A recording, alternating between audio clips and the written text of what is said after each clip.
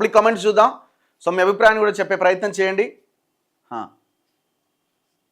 అందరూ దొంగలన్న వాళ్ళు తన ఉన్న పైసలతో తింటే ఏందో అర్థం కాలే నాకు.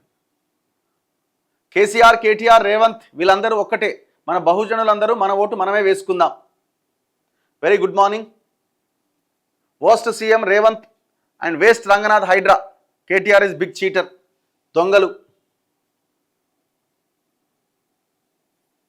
రఘు నవీన్ మిట్టల్ నీ పైన పరువు నష్టం దావా వేసినా ఆశ్చర్యం లేదు. వేసుకోమని చెప్తున్నాం కదా, పరువు నష్టం కాకపోతే ఇంకేమని వేసుకోమనండి. సో నా సవాళ్ళకు సిద్ధంగా ఉండాలి. మీ ఆస్తులేందో మొత్తం బహిర్గతం చేయాలి. నువ్వు ఏ డాక్యుమెంట్ని ఏ రకంగా నిషేధిత జాబితాలో ఉన్న భూమిని ప్రైవేట్ పరం చేసినావో మొత్తం రికార్డ్స్ సహా ముందు పెడతాం. మొన్న పోయినాం కదా తిరుమలగిరి దగ్గర 8 ఎకరాల ప్రభుత్వ భూమి. తిరుమలగిరి అండ్ బాల్నగర్ మధ్యలో ఉన్నటువంటి భూమి. అది ఓవర్లాప్ సర్వే నెంబర్. ఏ సర్వే నెంబర్ చూసినా గవర్నమెంట్ ల్యాండ్. అది 8 ఎకరాల భూమి ఫెన్సింగ్ వేసి పడేసారు. ఈ దుర్మార్గుడు ఆ రోజున మార్చింది డాక్యుమెంట్ని. ఇప్పుడు ఆయన సీసీఎల్ఏ కమిషనర్గా ఉండి ఆయన తంబు పెడితేనే ఇవన్నీ ప్రభుత్వ భూములు ప్రైవేట్ అయితే చెప్పాలి. ప్రతి ఒక్కటి నా మీద కేసు వేస్తే ఇంకా అద్భుతంగా ఉంటుంది. వెయ్యాలనే కోరుకుంటున్నాం మేము. మందుల సామెల గురించి ఏంటి ఆల్రెడీ మాట్లాడినాం కదా నిన్న క్లియర్గా. మళ్ళీ అవసరం లేదు.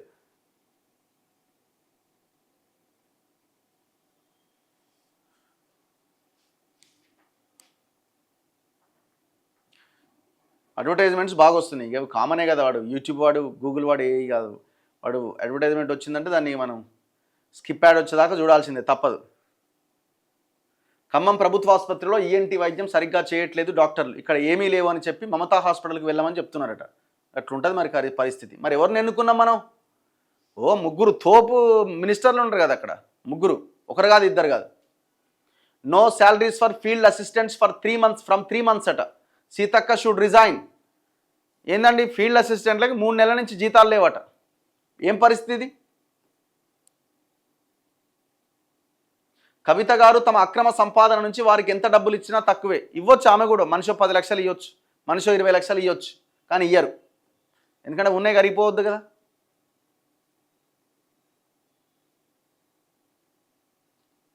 రఘు అన్న, మేము ఫీల్డ్ అసిస్టెంట్స్, మాకు 3 నెలల నుంచి శాలరీస్ లేవు.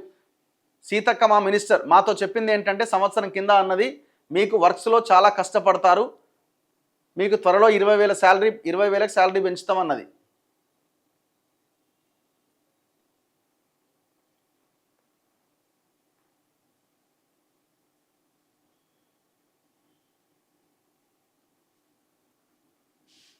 చలో నెక్స్ట్ మిగతా వార్తల్లో.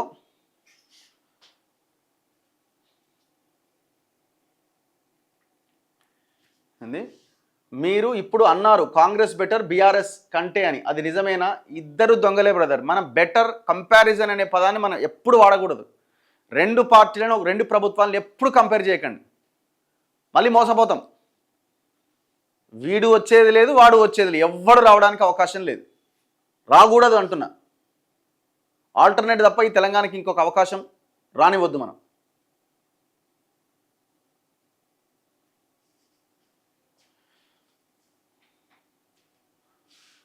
నిజంగా చాలా సంతోషంగా ఉంది. ఎన్నో ఏళ్లుగా మీరు దీని గురించే చెప్తున్నారు. ఫైనల్లీ ఇప్పుడు హైడ్రా వ్యవహారాలపై కోర్టు జోక్యం చేసుకోవడం, లీగల్ యాక్షన్ జరగడం చాలా మంచి పరిణామం.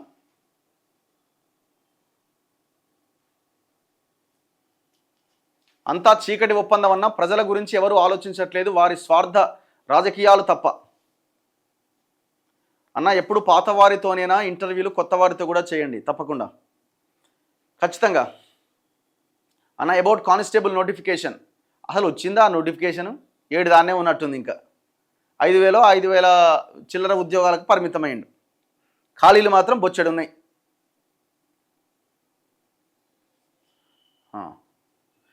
అన్న వెలుగుమట్ల ఇష్యూ కోర్టులో ఎంతవరకు వచ్చింది? కలెక్టర్ బదిలీ అయ్యిండు, ఎంఆర్ఓ బదిలీ అయ్యిండు, ఆర్డీఓ కూడా బదిలీ అయ్యిండు, కానీ తీర్పు ఎప్పుడు వస్తుంది?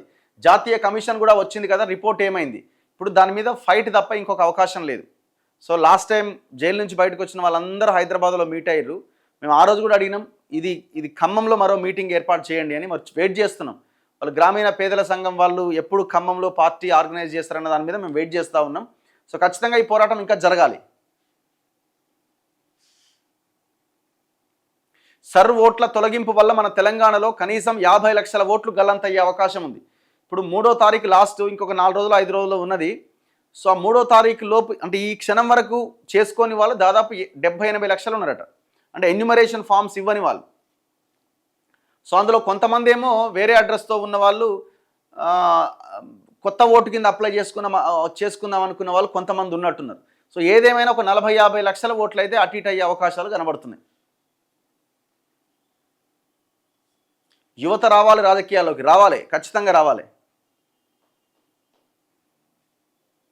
మీ వాట్సాప్ స్టేటస్ చాలామంది పెడుతున్నారన్న దేశద్రోహుల జర్నలిస్ట్ అని. పెట్టుకోనివ్వండి, ఎవడి రాక్షసానందం వాడిది. మన ఛానల్ వ్యూవర్షిప్ చెప్తున్నది కదా, మనం మాట్లాడేది పబ్లిక్ రిసీవ్ చేసుకుంటున్నారా లేదా అన్నది. ఓకే, స్టేటస్లు పెడతారు, ఇంకేదన్నా మస్తు బొచ్చడి పెట్టుకుంటారు, అవన్నీ నథింగ్. మనం అవన్నీ పట్టించుకుంటూ కూర్చుంటే మన పని ఇడ మనమే చేసుకోవాలి.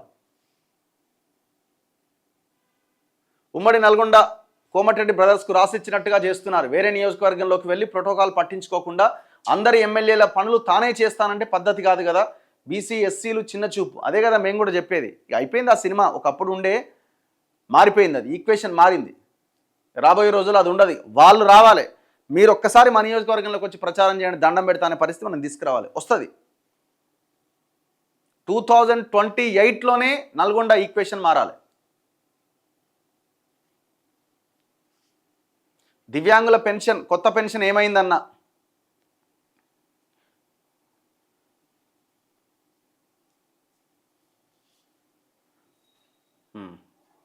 ఫాతిమా కాలేజ్ గురించి మాట్లాడండి. ఇప్పటిదాకా హైడ్రా దాని విషయంలో, మరి హైడ్రా అందరి కోసం పనిచేస్తుంది అని అన్నప్పుడు, దొంగల కోసమే పనిచేస్తుంది అన్నప్పుడు, మరి ఫాతిమా కాలేజ్ ఎందుకు కూలగొట్టలే చెప్పాలి. దీనికి ఆన్సర్ ఏది? ఇప్పుడు ఇక్కడ వదిలేయండి, ఓవైసీయా ఇంకెవరో వదిలేయండి. మీరు ట్రాన్స్పరెంట్గా పనిచేసినప్పుడు మీరు ఆ పని చేయాలి కదా.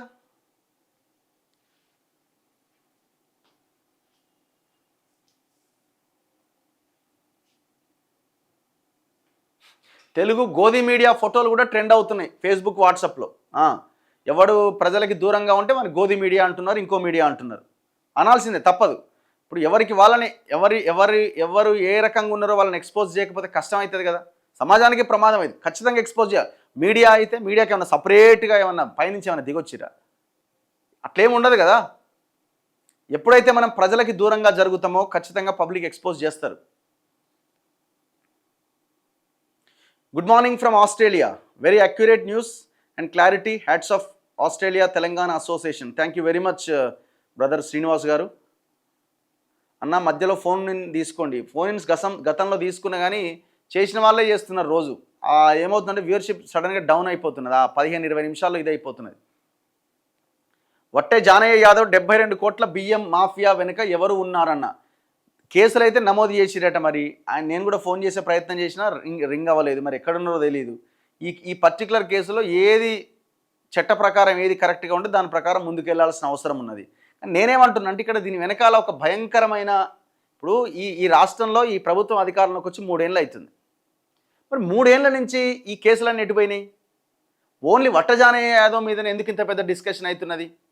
నేనేమంటున్నా, తప్పు చేస్తే బరాబర్ క్వశ్చన్ చేయండి, ఆ వ్యవహారం నడిపేయండి చట్ట ప్రకారంగా, బాగానే ఉన్నది. కానీ అందరికీ ఈ రకమైన ఈయన తప్పు చేసిన ఒక్కరినే ఎందుకు పొడుస్తున్నారు? దీనికి ఆన్సర్ రావాలి కదా.